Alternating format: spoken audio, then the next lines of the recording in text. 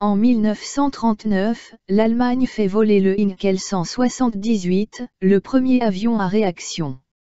Les premiers réacteurs sont mis au point en Grande-Bretagne et en Allemagne en 1928. Le premier appareil à avoir volé avec un turboréacteur est le Heinkel He-178 allemand.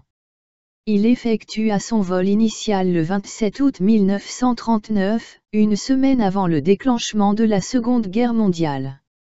Les premières démarches en vue de réaliser cet avion furent entreprises par Heinkel en mars 1939.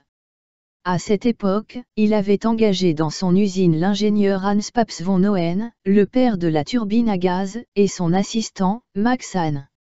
Le premier turboréacteur expérimental, le HES-1, existait déjà en septembre 1937. Une version perfectionnée de ce propulseur, le HES-3, fut testée en 1938.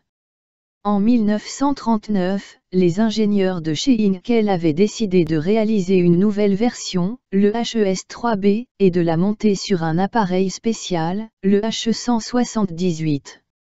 Cet appareil avait une voilure haute en bois et un fuselage semi-monocoque en métal. Son train d'atterrissage comportait une roulette arrière qui s'escamotait dans le fuselage. Le moteur recevait l'air par une entrée disposée dans le nez de l'appareil, cet air était évacué ensuite par une longue tuyère. Les travaux sur une version plus grande, le HES-6, démarrèrent immédiatement, et le moteur fut testé sous le ventre d'un Heinkel He-111 plus tard en 1939.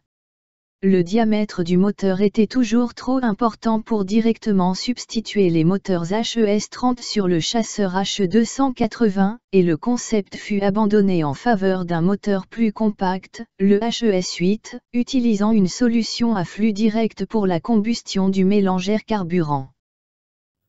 Aerial history was made in July 1944 when an RAF Mosquito, one of the few Allied aircraft easily able to penetrate German airspace, was shot down by a Messerschmitt 262 flown by Lieutenant Alfred Schreiber, to whom fell the distinction of achieving the first ever jet fighter victory.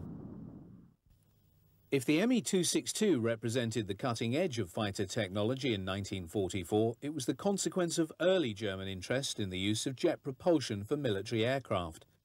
Indeed, in the Heinkel 178, which took to the air on August 27, 1939, Germany had flown the world's first jet aircraft. Power was provided by a jet engine offering a maximum of just over 1,000 pounds in thrust.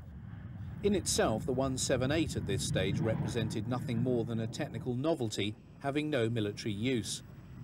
For Heinkel, it had, however, demonstrated the possibility of developing a jet-powered machine that could be employed for more militant purposes. Indeed, he had already initiated studies in 1939 for a twin-engine jet-powered fighter using two new and more powerful engines.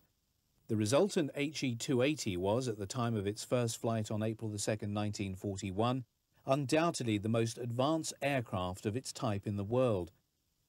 Powered by two jet engines, each delivering nearly 1,300 pounds of thrust, the HE-280V1 achieved a maximum speed in tests of 485 miles an hour. The fitting of an improved turbojet was expected to raise this to 570 miles per hour. By the spring of 1942, the testing of a succession of prototypes had, in Heinkel's view, proven the concept of the 280. However, its fate was to be sealed by its engine. Heinkel's own design never produced the planned thrust, and switching to the Junkers U-mode turbojet meant employing the same engine as the Me-262. The latter, which was now flying, was deemed by the Luftwaffe to have greater potential, and on March 27, 1943, Heinkel was instructed to abandon the 280.